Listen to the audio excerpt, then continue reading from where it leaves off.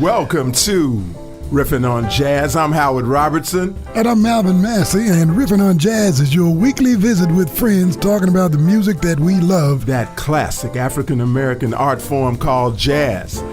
Malvin. Howard. Man, good welcome to episode 2. Yeah. Dos.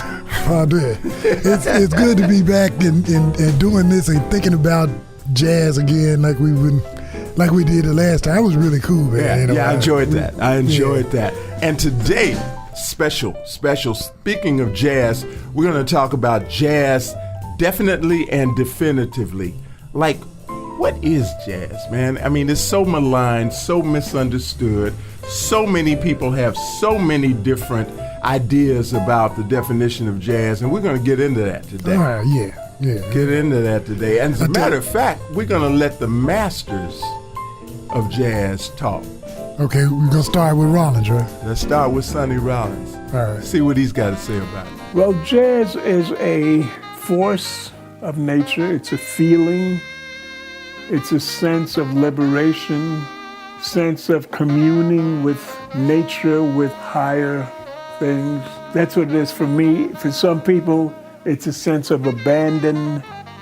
That's why you see some people listen to jazz, they want to dance.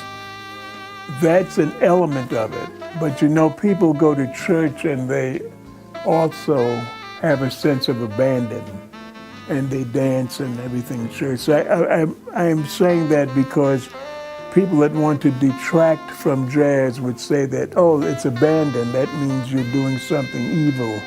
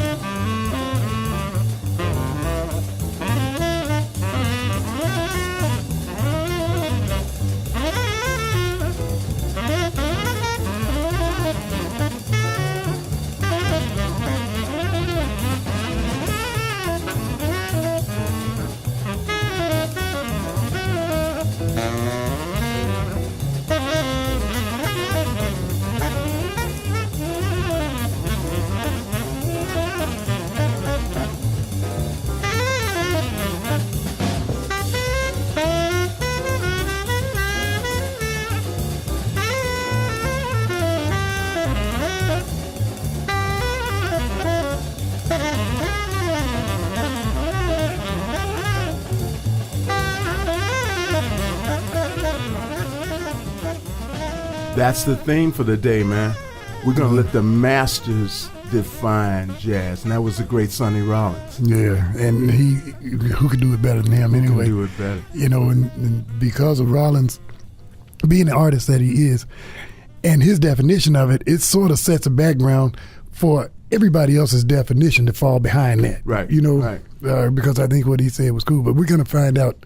We got to find out what you guys think, what you think. Okay. Okay. We're going to get into that. We're going to get into the definition and what different people think about it. But you've got an example of one of the earliest, one of the pioneers of jazz. And not only that, but one of the pioneers of jazz playing the music of the pioneer of blues, which led to jazz. Okay. It's Louis Armstrong playing the music of W.C. Handy. Wow. From right here in Memphis, Tennessee. Actually, he was from Florence, Alabama, but he made a name for himself on Beale Street in Memphis. Well, he came from, anyway. Yeah. And his evolution came around to where he was here, and Louis from down in Louisiana. All right. Yeah, I guess that gels Memphis and Louisiana together with jazz. That's exactly right, like the river. So, Louis Armstrong. Folks, I've just been down to Memphis town. That's where the people smile on you all the while. Hospitality, they were good to me. I couldn't spend a dime and had the grandest time. went out to dancing with a Tennessee deer. They had a fella named Handy with a band you should hear. And while the folks gently sway, all the boys begin to play real harmony. I never will forget that tune they call Handy's Memphis Blues. Oh yes, those blues. They got a trumpet man leading the band, and folks, he sure blows them horn. And when the clarinet seconds to the trombones croon, it moans just like a sinner on revival day. That melancholy strain, that ever-haunting refrain, is like a morning sorrow song. Here comes the very part that wraps a spell around my heart. It sets me wild to hear that loving tune again, those Memphis Blues.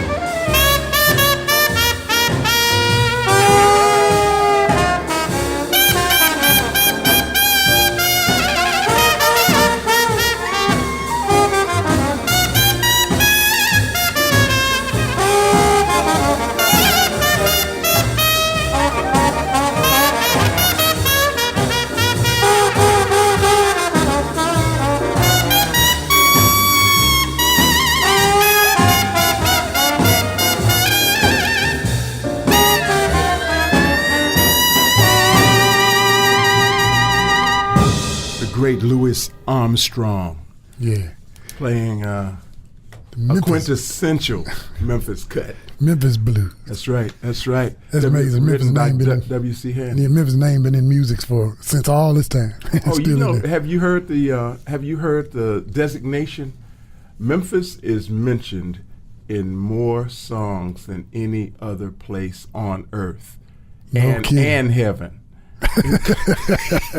And no kidding. Yeah, it is. It's like 500 or something songs. Yeah, that's a fact. Memphis is mentioned in more places. Well, that one, Louis, the significance of us doing that one, was that the Armstrong played this on that CD. Armstrong plays W.C. Handy. Mm-hmm. So it came out as an album back in 1954. Mm-hmm. Handy wrote that song. His most famous song was St. Louis Blues. Right. They stole the rights from that one from him. He got ripped off. Right. So he came back and he wrote the Memphis Blues. But he got hired by Boss Crump to write him a campaign song, and that was the campaign song. It was 3 composers, 3 bands in Memphis. Y'all don't know who Boss Crump is. Boss Crump was the mayor of Memphis for as long as he wanted to be.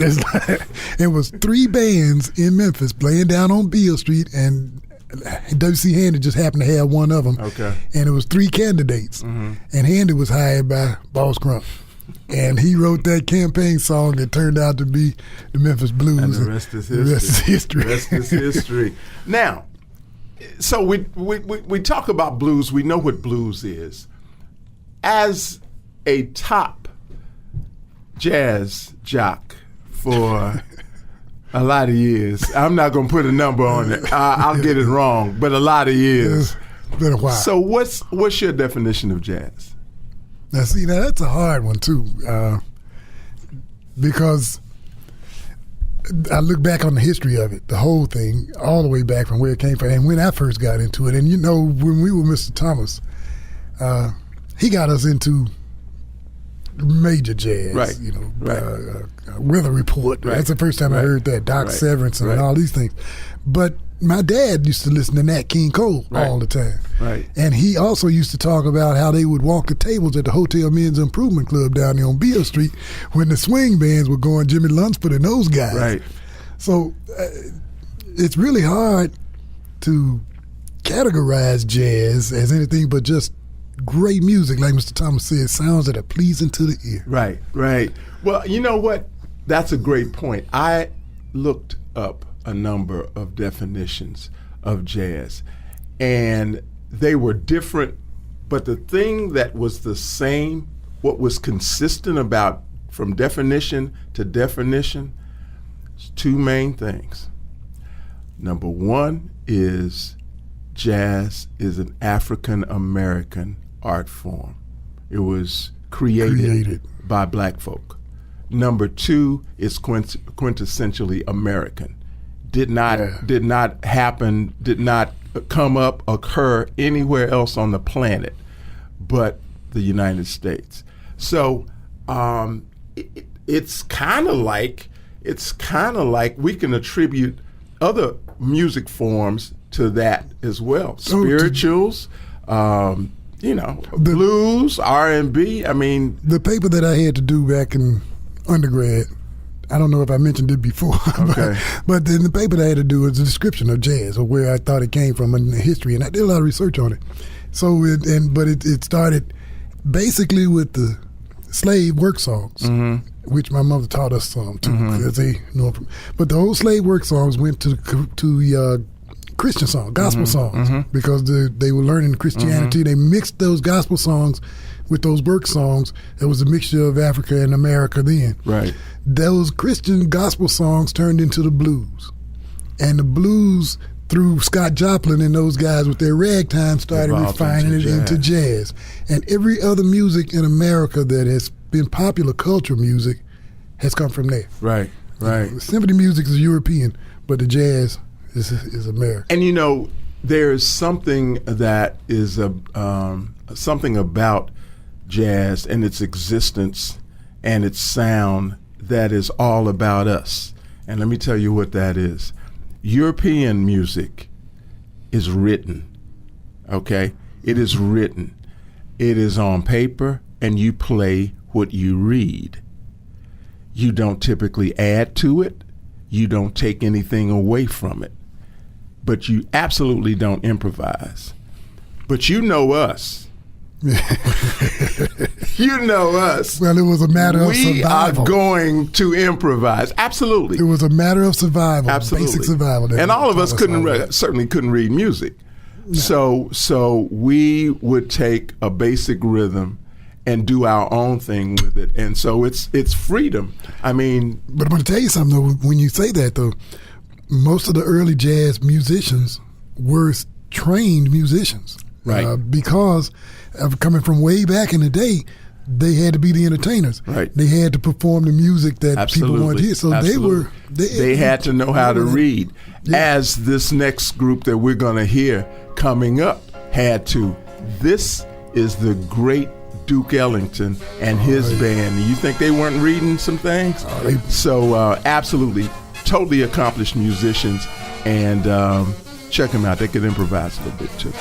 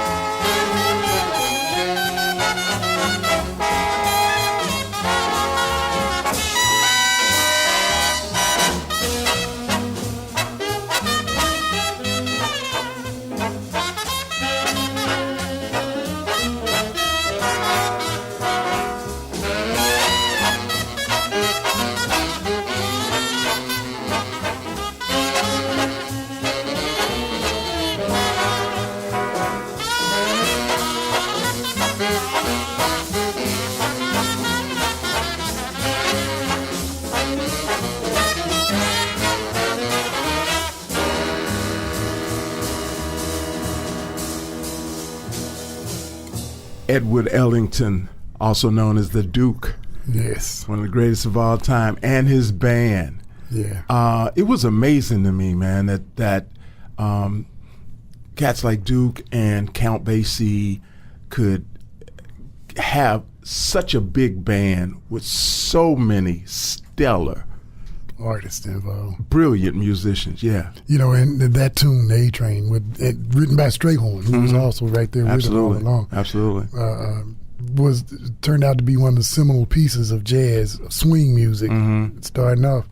But you know, we in the middle of mentioning Duke Ellington, you know, I wanted to talk about that too. That as we're talking about the definition of jazz, Duke, I did an interview with his granddaughter, Mercer's daughter. Yeah, and Duke said that he didn't want to categorize jazz. He said jazz was music. He said, I don't care if it's jazz, if it's what it is, gospel or whatever it is, it's music, symphony music, it's music. He said, and music is beyond category. Right. So you can't call jazz anything but music, right. You know? That's an interesting piece. Because I agree with that. I don't think anything. Okay, so I think jazz to me is gumbo and barbecue sauce. Okay. I say gumbo because we were talking about New Orleans and all of that. When you make your gumbo your way, now certainly there are elements of it that have to be there to make it gumbo. But you know what? You can put some extra stuff in, and if you put some extra stuff in to make it yours, make it uniquely yours, ain't nobody mad at you. Yeah, yeah. In our neck of the woods, here in Memphis, it's about barbecue sauce. No two people make barbecue sauce the same way. No. But I mean, there's some elements of it that must be there to make it authentic. And I think as it regards jazz, I mean, there's some things that make it authentic. I mean, rhythm, syncopation, improvisation, and all of that make it authentic. But everything else, you can't define. You can't categorize. You can't put it in a box, a really tiny box, because it's too big. Beyond category. It's like beyond category. You can't define it, right? And you know, and one thing about that too is the styles. What you just mentioned, because we always think of Duke coming out of D.C. going to New York, and Duke Ellington in Harlem. You know, that was New York jazz. Count Basie was in St. Louis. St. Louis was a big deal going on at the time. Then there was West Coast jazz. Jimmy Lunsford was here. Jimmy Lunsford was, started here anyway, yeah. You know, it's so cool too that Jimmy Lunsford, we got to mention him, we're talking about swing bands and the skill of the musicians. You know, Jimmy Lunsford took his high school students from Manassas High School. That's right. And made a swing band that set the standard for the swing bands. And could read music like banshees. Yeah. At a young age. You know, I always look at those movies back when we were young, right. And they had the movies on television, the musicals, right? The Glenn Miller story, right. Cake Heights, and all that stuff. Everybody's sharp as a tack, and you'd see those guys stand up by section to play horns. Right. Jimmy Lunsford started that stuff, and Duke Ellington and those guys, they started to dressing in tuxedos and stuff. Yeah, absolutely. You know? Class. I mean, and that's all part of it's an attitude too. That's all part of the style and the attitude and all of that. And that's why it can't be restricted. And that's why I get upset when jazz purists, people that are purely into straight ahead, let's say, talk disparagingly about anybody that's not doing straight ahead stuff. That's been happening for a long time. I mean, as a matter of fact, we got an interview with another master that talks about what some people said about him and described him. And y'all listen to this. You don't define jazz. Jazz is just like an attitude. See, music is nothing but styles, like I do. I play a style. If it's blues, I play the blues. If it's a ballad, I play the ballad. If it's funky, I play that. If it's fast, I play that.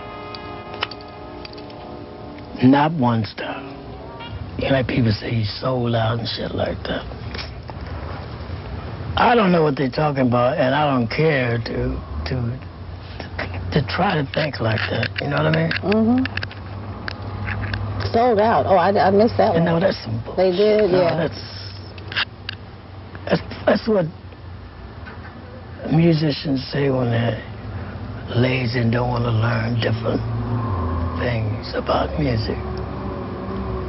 You know, like the white man just says, you cool, and you just pick up an instrument, and you could play with a lot of feeling, stay there. You know what I mean? Mm-hmm. You don't study, you know, whatever they learn when they started out, that's all they know.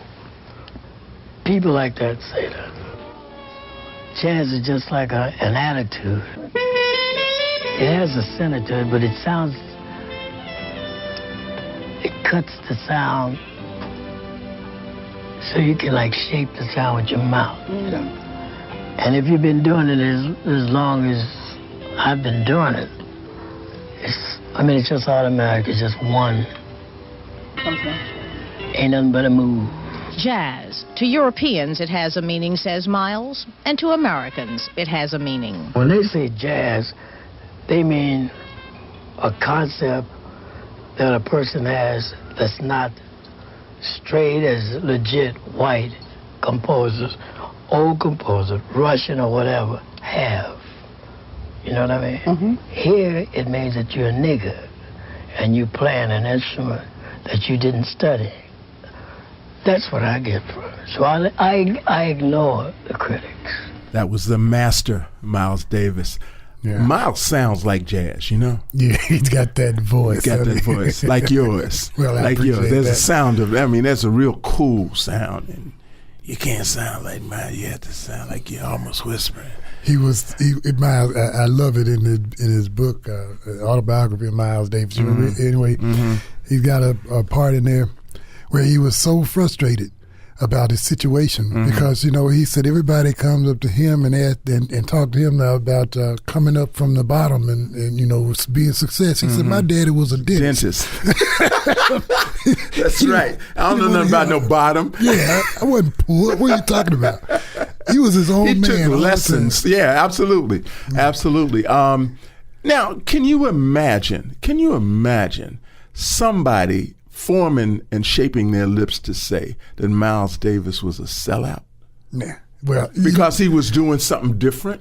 But I mean, you know, the conversation, Miles was so much jazz that the conversation can go around him in controversy all the time. Because when he and Train went into their avant-garde phase back in the late 50s and early 60s, to me, they ruined things. Yeah. Between the two of them. Well, suffice it to say, you needed to be in a certain state and frame of mind, drug or alcohol, because to really be into that. When those cats were recording with Columbia, Someday My Prince Will Come, and all the Muted Miles thing, that last CD they did, Muted Miles, he couldn't be touched. Right. He couldn't be touched. Right. Then he and Train went off into that thing. Yeah. His first phase was swing. You know, he was with Dizzy now. Yeah. Dizzy and Charlie Parker and those guys. Absolutely, and they were playing so fast, fast. And then he went into the funk mode, though. That's why they said he... Totally. And I think when he, and for those of you who don't know, he put a pickup on his trumpet and started literally playing his trumpet, even muted electronic through an amp. And, you know, so many people just lost it. So, oh, my God. Yeah. What is he doing? What has he done? But as he described, anybody that's not grown, it's lazy. I mean, they've got you do the same thing the same way all the time. He terms musicians like that as lazy. Yeah. That's why he said when they asked him, what do you do? He said, I invented jazz 4 times.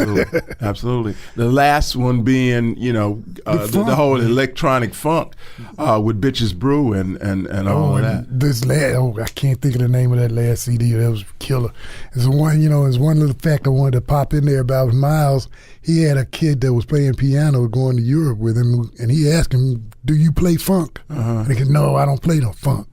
So Miles left him at home and took Joey DiFrancesco with him. haven't heard. I can't even remember this other cat's name. That's Joey funny. D is a big deal. You now. know Joey D, yeah, absolutely, absolutely. And speaking of Miles, a bit of trivia: the what is deemed to be the greatest jazz album of all time and the biggest selling jazz album of all time just happens to be a Miles Davis album called Kinda Blue.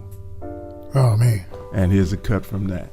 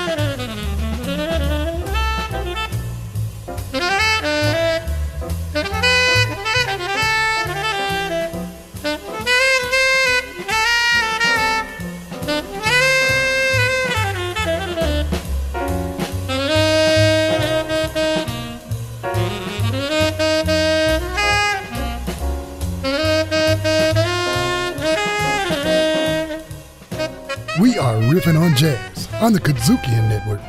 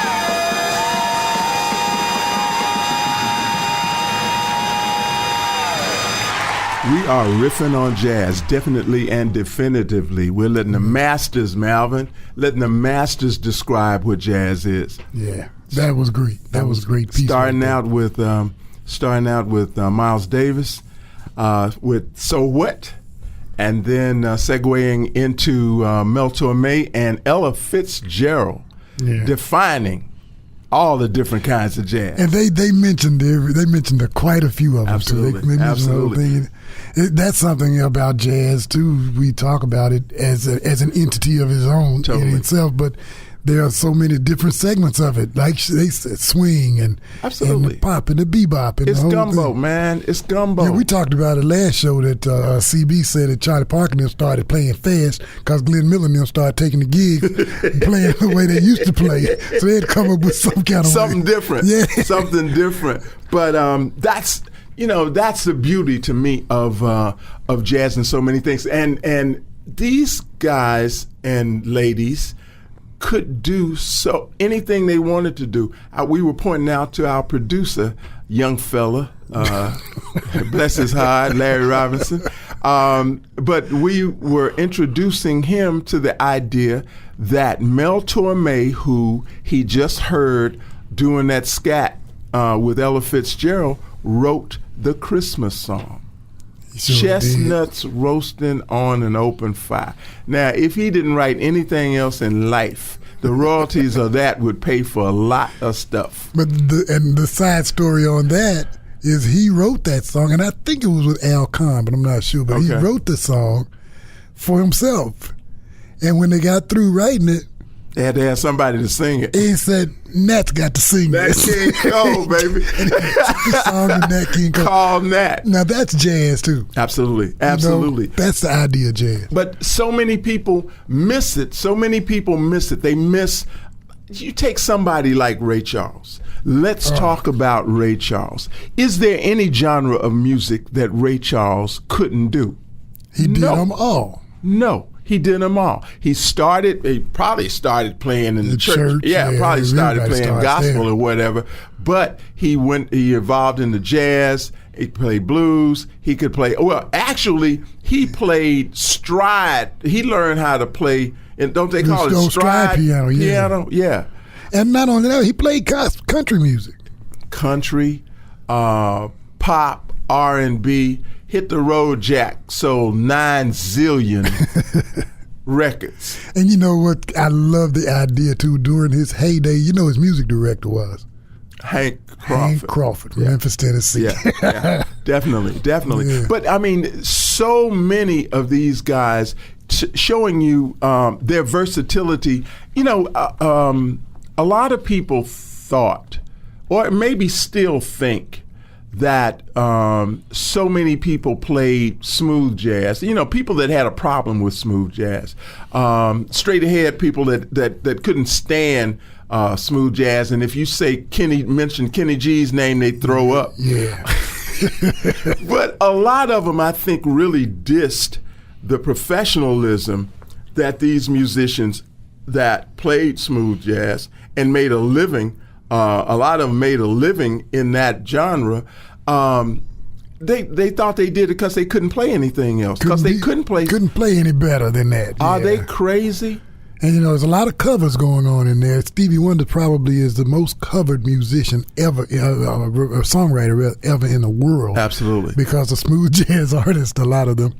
But those guys, I mean, they just did. I told you once before, Grover Washington made a smooth jazz CD and he made a straight ahead CD. And I asked him about it and he said, "You got to eat. Brother got to eat." The straight ahead CDs didn't sell as fast as the smooth jazz CDs. I'm gonna call some names, and they got one thing in common. You know what it is, and you tell the people what they all have in common. Here are the names.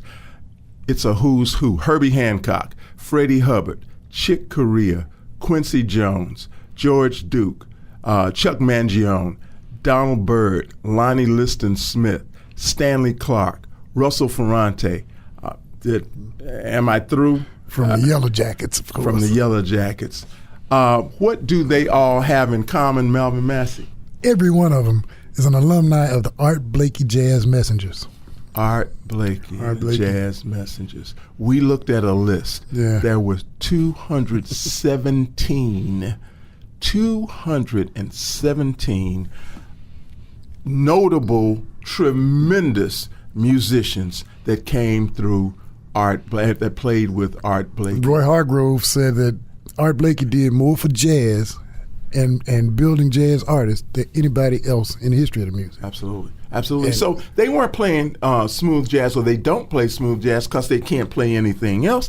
They play smooth jazz because it is an extension of their jazz chops and a way to express themselves, and it just happens to be it just happens to have wide appeal. It's very popular because it's music you can dance to. It's music that pleases your ear. Absolutely. I ain't mad at them. No. You still have improvisation. I mean, you still have rhythm. You still have the syncopation. You still have all of the elements of jazz, the elements of that gumbo, of that good barbecue sauce. You know, you talk about how long I've been doing this. So on my show, I've had a chance to interview a lot of guys. Mm-hmm. And one that I'm really proud of, I got a chance to interview Dave Brubeck. Oh, yeah. And I got a chance to ask him that question. What do you think about smooth jazz? He said, let me tell you something. Anything that brings more people into jazz is good music. Absolutely. Is good jazz. Absolutely. If it's smooth jazz that brings them into jazz, smooth jazz is the right thing to do. Totally. And introduces them to it where straight ahead couldn't. A lot of people are intimidated by straight ahead. They don't understand it. They think. My wife is one of these, that she loves music, she loves jazz, but she thinks in some straight ahead there's a certain amount of self-indulgence. That, just like somebody that talks too long because they love to hear themselves talk. But now we did talk about that. I mentioned about Miles and that avant-garde thing that Miles and Training those guys did. Right. They were playing to themselves and to trying to impress other musicians. They lost you on that one, didn't they? Oh, they lost a lot of folks. It is said that Stan Getz and Jean Gilberto and the girl from Ipanema, right? Cannonball Adderley, who we talked about last time, right. Mercy Me, right? And Dave Brubeck, Take 5, rescued jazz From Miles. That's fabulous. That's fabulous. These guys coming up did their part too. They were originally known as the Jazz Crusaders, dropped the jazz part to just Crusaders. Oh, yeah. I still hang around,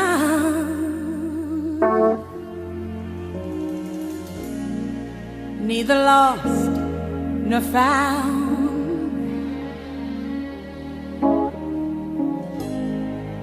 Hear the lonely sound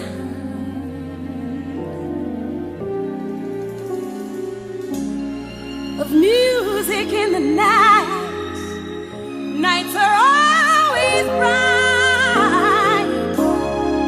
That's all that's left for me. Yeah.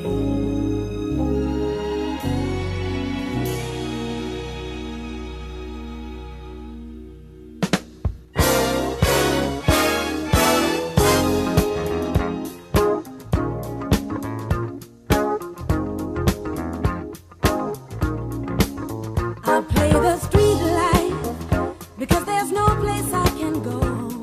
Street life, it's the only life I know. Street life, and there's 1,000 parts to play. Street life, until you play your life away. You let the people see just who you wanna be, and every night you shine just like a superstar. That's how the life is played, a tempting masquerade. You dress, you walk, you talk, you're who you think you are. Street life, you can run away from time. Street life, for a nickel or a dime. Street life, but you better not get old. Street life, or you're gonna feel the cold. There's always love for sale, a grown-up fairy tale. Prince Charming always smiles behind a silver spoon. And if you keep it young, your song is always on. Your love will pay your way beneath the silver moon. Street life,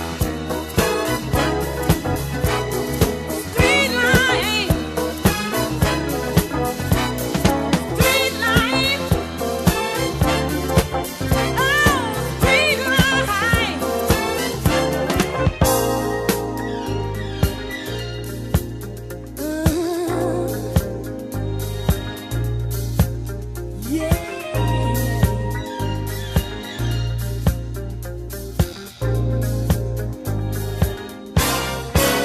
I'll play the street life because there's no place I can go. Street life, it's the only life I know. Street life, there's 1,000 parts to play. Street life, until you play your life away. Oh!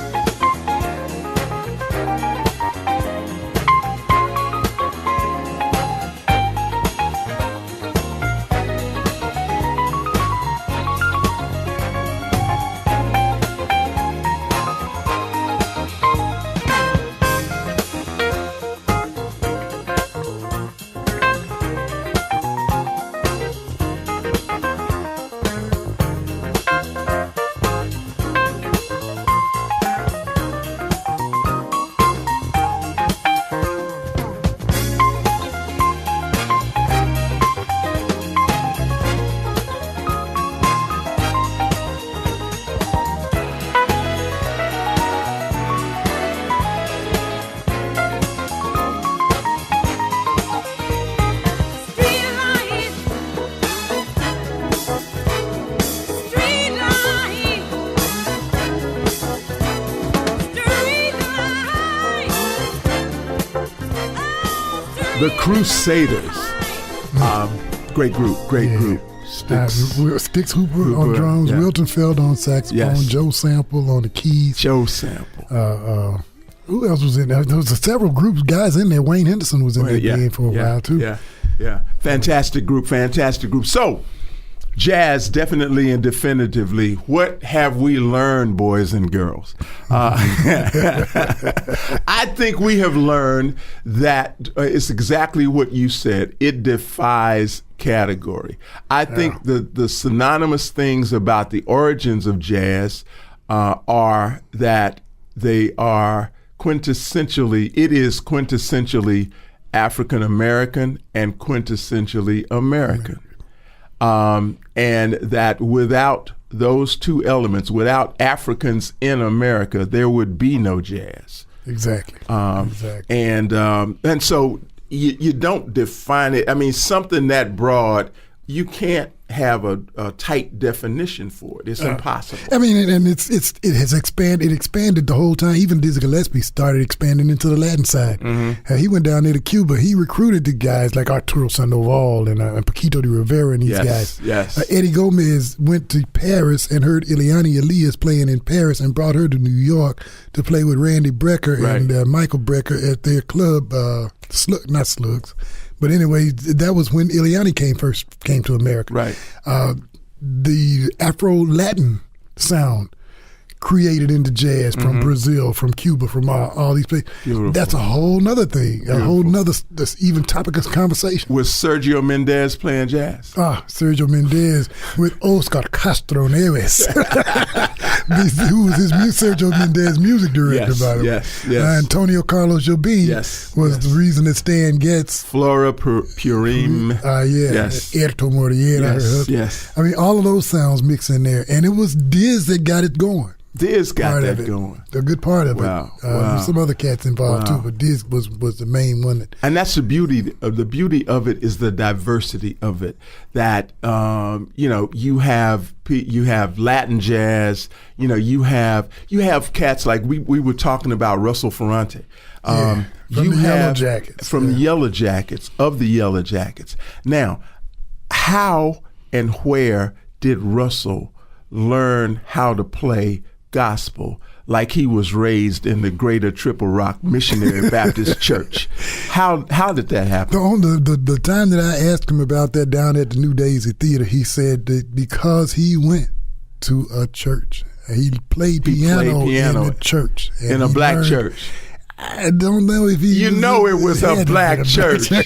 But Russell said he played in the church. That's why he sounds like he's playing at church. That's a beautiful thing. That's a beautiful thing. That is a beautiful thing. So, I mean, there are so many faces and facets of jazz, and that's the beauty of it all. So, listen, word to the wise. Don't try to define it. Don't try to down anybody because they don't happen to be playing the style of jazz that you happen to prefer. Don't hate, appreciate. Yeah, exactly. And we're coming up on a cat who just left us. I mean, we had him booked at the GPAC. He was going to be here coming to town. He passed away. Al Jarreau. He sort of redefined. So Marvell Thomas told me one time, he said, man, y'all play too many vocals. Jazz is supposed to be instrumental. But, and I brought that up to him. I said, what are you going to say about Al Jarreau? Sarah Vaughan, the great vocalists. Right. Billy Eckstein, Billy Eckstein's band was like Art Blakey's Jazz Messengers as far back in the day. Quincy Jones played with them. Little tip, when I was with Stax, I got to be on the road with Billy Eckstein and Chico Hamilton. Are you kidding? They were signed to a Stax label. Stax had a jazz subsidiary. And so I was in St. Louis with Billy Eckstein, and I was in all over the place with Chico. Oh, man. So, but the thing about it is that vocals are part of jazz, too. And especially guys like you mentioned, Bobby McFerrin, who had that Don't Worry, Be Happy that everybody went crazy about. But Al Jarreau redefined jazz vocals. Smooth, Latin, straight ahead. He did it. Scatting. Yeah, he did everything with his voice. His voice was his instrument. It's an instrument, like Bobby McFerrin and like so many. You've got a lot of a cappella groups now. I think that owe a lot Take to Six guys. Is the best one. Naturally, 7 comes in pretty good with right, but New York voices that owe a lot to Al Jarreau, pioneer. We're gonna go out with that. You guys be good, take care of yourselves, and we'll be back Get back with us. Be with us next week, same time, same place, riffing on jazz. We had a good time. Again.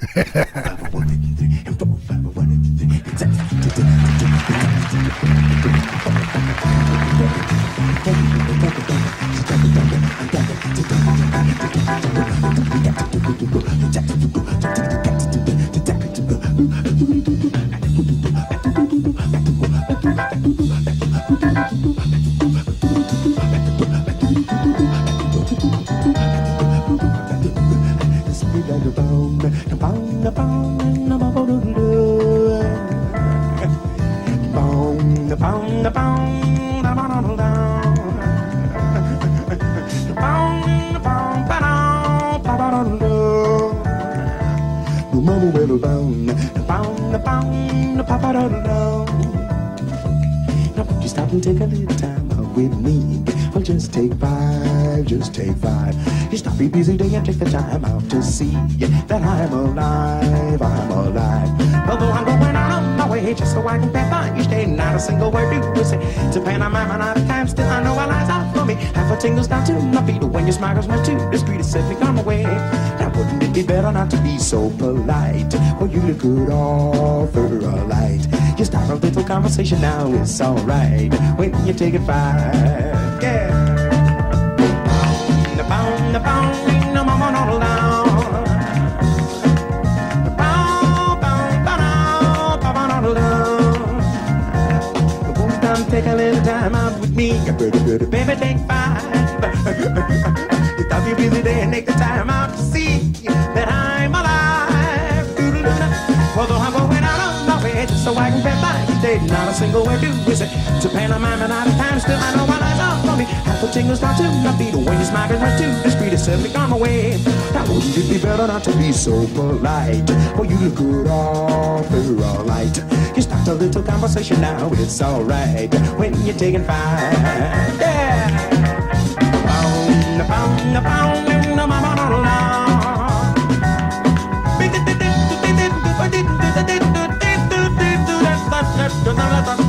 You done take this time out to be, your mama take five. You got your busy day and make the time out to see that I'm alive. Well, I'm going out on my way so I can get by every day. Not a single word do we say. It's a pantomime and not a time, still I know my lies out for me. Half the tingles down to my feet when you're smiling up to the street and send me on my way. Well, baby, just don't say I want it, please do not stand. But you could all put your hand, hugging and a tugging, it could be oh so grand when you take time. Just take five, just take five, well just take five, baby take five, come on take five. Whisper to the girl, I keep on whispering to the girl, and listen to the things that I whisper to the girl, and listen to the things that I whisper to her, I whisper to her, I whisper to her, I whisper to her, I whisper to her, whisper to her, what you say you big bang. Would you take a little time, mama? I ask her, ooh, sweet thing. Could you take a little bit of time, baby? Would you take a little bit of time, mama? We can fool around, we can jump down, fool around, get around, we can get around. Who got the baby? Don't if you like to, and if you like to, we can get anything.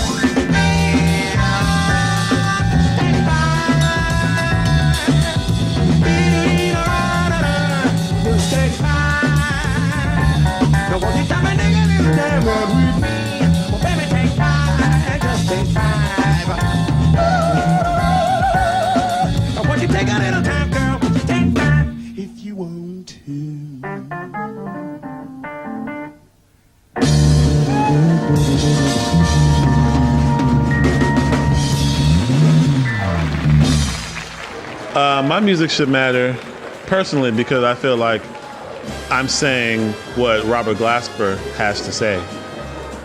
I'm not saying what somebody else said and just repeating it. You know, I have a story to tell, and that's what I'm doing through my music. You know, you hear my music, you're hearing my personal story. A lot of people are telling someone else's story, and they make their whole life about telling somebody else's story. You know what I mean? But when you hear my music, I think I'm just being honest about all of my influences and what I like and what I don't like. You know, what you don't like makes you who you are just as much as what you do like. You know, and it's okay. So, you know, I think my music is just an honest reflection of me. Riffin' on Jazz is recorded at KUDZUKIAN Studios, hosted by Malvin Massey Jr. and Howard Robertson. Music curation, Howard and Malvin. Recorded, produced, and distributed by KUDZUKIAN.